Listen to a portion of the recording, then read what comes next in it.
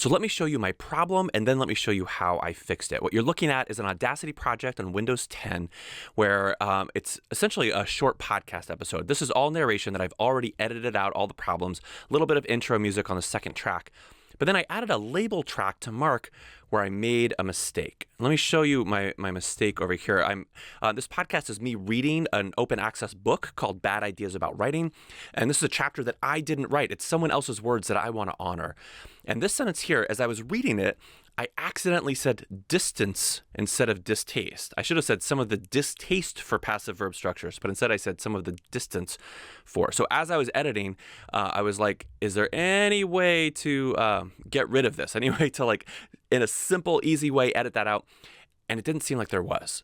So what I've done is I've set up the same microphone in the same room where I initially recorded this, and I want to record just a sentence or a phrase that I could splice back in. So I thought I would show you how I'm going to do that. Now, I made this marker here by adding a label track. I did that under Tracks, Add New, and then Label. And then once you have a label track, you can click anywhere you want and use Control B on a PC. I'm sure it's Command B on a Mac. And you just get a little label and you can type whatever you want down there. What I like about that is the label allows you to perfectly line up. You see when I just hover over that area, that little yellow line comes up, and that lets me click there with the select tool. And then once I've clicked there, if I zoom in, it zooms right to where I selected. So it's easy for me to get to that place again. So let's listen to that wrong sentence where I accidentally say distance instead of distaste. I'm going to do that just by clicking anywhere on the time bar. That'll let me play it. Let's go back and hear just a little bit beforehand. Explain the hostility that many have for it. Some of the distance for passive verb structures comes from the cultural associations that the terms act. Okay, you heard it right away, right? Some of the distance. So my first question is, what do I actually want to re-record? And the way personally I like to figure this out is by looking at the breaths. And you can see this here. I know it's subtle. This is actually me taking a pretty big breath. And as you listen to it, I've listened to it a couple times already. This one here is another small breath. And at least for me, my breaths often look like that. It's not too hard to kind of visibly say, oh yeah, right about there is probably where I would have taken a breath. And I can visually see it as well. So listen to it one more time and listen just to the breaths. I'm just going to highlight it with the select tool and then hit the space bar. And that'll allow me just to play that selection. Some of the distance for passive verb structures, you hear that at the end because I'm about to say the next part of my sentence. So I think that's all I need to fix. Let's just do it one more time. Some of the distance for passive verb structures. Now I think I need to say it in a way that matches that style, right? Because the sentence is going to keep going, right? You can tell I'm not at the end of a sentence. Some of the distance, let me go back here. Some of the distaste for passive verb structures, I have to say it just like that, or it's going to sound really obviously different. Why do I keep popping that up? Sorry, guys. So here's what I'm going to do. First, I'm going to just make a new track. Now, I probably don't have to do this manually. I think if I hit record, it'll just make a new mono track alone, but I think it's somewhat easier in some ways. I'm going to move that new track kind of up to where I want it, so it's right underneath. Then I'm going to click here, and I'm just going to try recording it. Maybe I'll like it on my first take. Maybe I'll have to do a couple takes, but who knows? Now, a tricky thing here is that sometimes in Audacity, when you record, it will play all the other tracks at the same time. And sometimes when you hit record, it won't. So I'm going to go to Edit Preferences over here and see what this is set up at. I'm going to go to my recording preferences. Aha! Other tracks are going to play while recording, overdub. And you can see why that's important sometimes, right? You want to hear music if you're recording lyrics over it. You might want to hear the other things going on so you can time it correctly. Right now, I don't want that. I don't want my other echo of my ghost voice to be playing. So I'm going to uncheck that. I also see this always record on a new track is checked. So I'm going to uncheck that too because I don't need it to start a new track for me. I already made my new track. But you can see based on what you're doing, how you're doing it, you might want to pick one or the other. Okay, let's hit OK. Let's listen to it one more time. I'm a little scared, and then I'll record it. Some of the distance for passive verb structures. Okay. I'm going to read it too. Some of the distaste for passive verb structures. Some of the distaste for passive verb structures. Let's hit record and see what happens. Some of the distaste for passive verb structures. That was it. I hit space to stop it there. Let's listen just to that part. To do that just alone, I'm going to hit mute. Oh, I'm sorry. I'm going to hit solo over here just to hear that.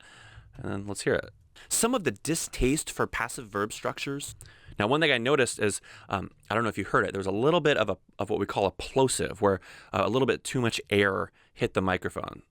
Some of the distaste for passive, it was on T, some of the distaste. So that might mean that where I've got my microphone set up is a little too close to my face. I do have a pop filter on, but maybe I need to try it again. So I'm actually gonna try that again because I don't want that annoying plosive there. I'm being a little picky. It doesn't really matter that much. Let's give it a shot. Some of the distaste for passive, okay. Some of the distaste for public, bleh. Isn't that how it works sometimes? Now I'm stopping and deleting and re-recording. In most of my recording situations, I wouldn't do that. And most I would just kind of keep going. Maybe that's what I should try. Some of the distaste for passive verb structures. Let's try that. I could use the left and right to get back, but some of the distaste for passive verb structures. Good enough for granddad. Okay, what I'm going to do is delete some of this extra sound here. I know they're, oh, that's weird. I'm not actually quite sure why it filled this track with all this other stuff, but I can do the trick where I just highlight it and then what's the trim? It's this little button here, right? So this will delete everything around it in that track. There's also a keyboard shortcut where you can like automatically highlight everything to the left or right of what your highlight is. It Shift J, I think. Yeah. Oh, look what it did as it moved it way far away from where I was. Okay, you're seeing some of the playful annoyances that sometimes happen when you're doing audio editing, when you're like me and you forget what you're doing. So again, I'm going to go to the select tool, click there, zoom in so I know it'll zoom to right about that space.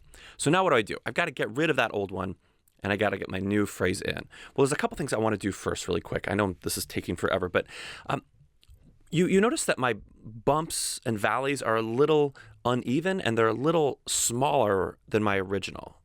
Does that make sense that these are kind of taller, larger sound waves than these?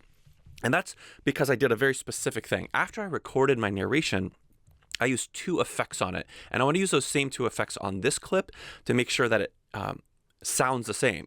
If I put this in now, I think it would sound just like automatically a little bit quieter and a little different from the rest. So to try to mimic the exact same so no one will notice, I'm going to highlight it and I'm first going to use the compressor effect. What it's going to do is even out my volume. So the louds are a little quieter and the quiets are a little loud. And these are the same settings I used last time. It's going to default to my last one. So I'm not even going to mess with the settings. I'm going to hit OK. And right away we see that volume-wise it's going to be about the same. One more little thing that I usually do is I've made a preset in my equalization. That's the bass, mid, treble kind of stuff.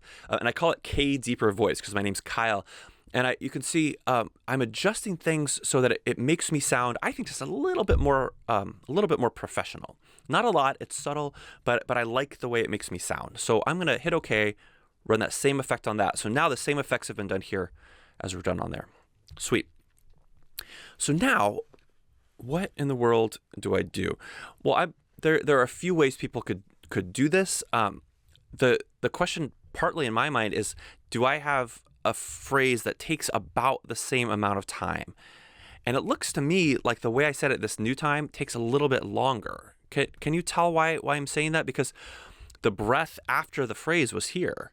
And here, when I say that on the new recording, I'm still talking. We could probably listen to them together and kind of hear. Some of the distaste for passive verb structures comes from you see, it's not quite the same speed. So the problem is that if I just highlight this and delete it, right? Everything, let's say between the 2 breaths. If I do that, let me show you what happens. I'll undo it. If I click this one, it shows me the entire project. Now remember, I have some sound, some music that's perfectly lined up with where I want it right now. So I'm going to hit delete to delete the thing that I just highlighted. And watch this. I don't know if you saw it, subtle. everything on this top row moved to the left just a bit. Let me undo with Control Y.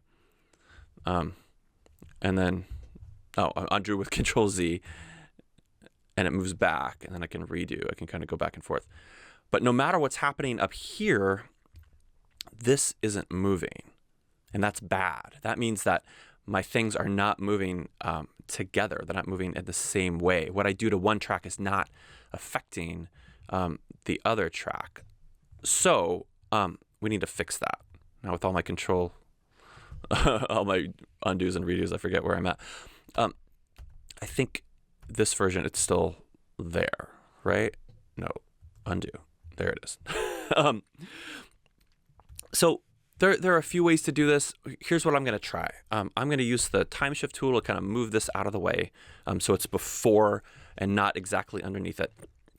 Then I'm gonna hit edit. I'm gonna hit tracks sync lock track, and what sync lock is going to do is it means that when I delete this, which I know will happen now because of this sync lock image across the tracks, it's going to delete the exact same amount of time on every single track. So if I go back to my view, if I hit delete now with sync lock on, we should see this down here. This music should also shift left the exact same amount. In other words, what I do later, that timing will not get thrown off. Let's try it. Delete button. Woo, it worked, right? Little subtle thing. I saw it move the exact right amount. Sweet. So now I can zoom back in to where I was. I have those two breaths, right? The little breath before, the little breath after. Now, again, there are a few ways to kind of figure out how to get this in there exactly. Let's try one way here. I'm just going to highlight the words themselves, and I'm actually going to turn sync lock back off, so when I cut, it doesn't cut everywhere. Now, this is a little bit of an art to figure out how much space do I want before and after my phrase, but since I have breaths, I'm going to try that. Okay, so I'm going to actually cut this with Control X. I'm not copying, I'm cutting. And I'm going to click here. I'm going to turn sync lock back on, and I'm going to paste it in. So because I pasted it in with sync lock on, hopefully, I'll go back and check, my timing for the music is still right, and it's possible now that our sentence sounds okay. I don't know. Let's give it a shot. Hostility that many have for it. Some of the distaste for passive verb structures comes from the cultural associations that the terms. Okay, so I actually think that sounds okay. There's a little bit of fakeness because I think I have a little too much space before and after my breaths. I don't know if you heard that, so I'm going to just delete a little bit of that. But you see, remember, these are the fake breaths. These are the breaths from the original sentence, not from this sentence. I'm going to zoom in a little.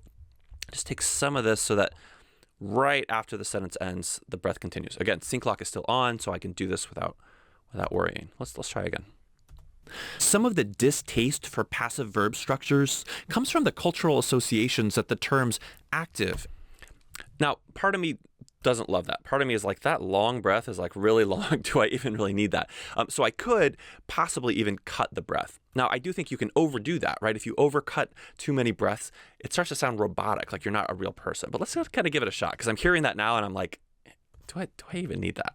I like to play back a little bit earlier to see if the amount of space between the sentences is still natural. Ability that many have for it. Some of the distaste for passive verb structures comes from the cultural associations.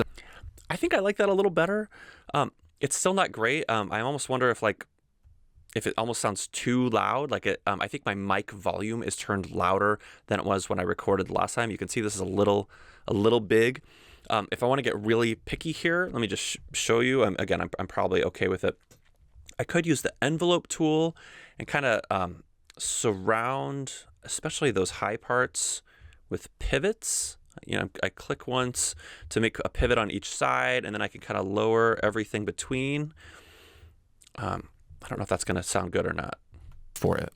Some of the distaste for passive verb structures comes from the cultural. I think it a little better. I think it's probably good enough. Again, remember, this is a pretty informal podcast. It just comes out once a week, but I'm just reading an audiobook. It's not really that big a deal. So I actually think I may have done it. And you saw what I was doing, playing with sync lock, playing with cutting, deleting, always remembering what was on, what was off.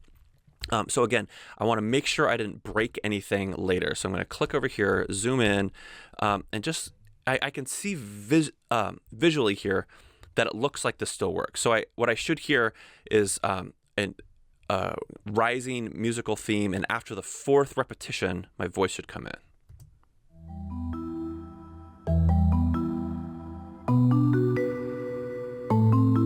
You just heard the bad idea about writing the perfect. So everything is still good. So that means that I can save my project, I can export my MP3, and be happy that I fixed the little error and I honored Colin Gifford Brooks' original writing the way that I should have. Thanks for watching all of this. I hope these details help you out. Bye.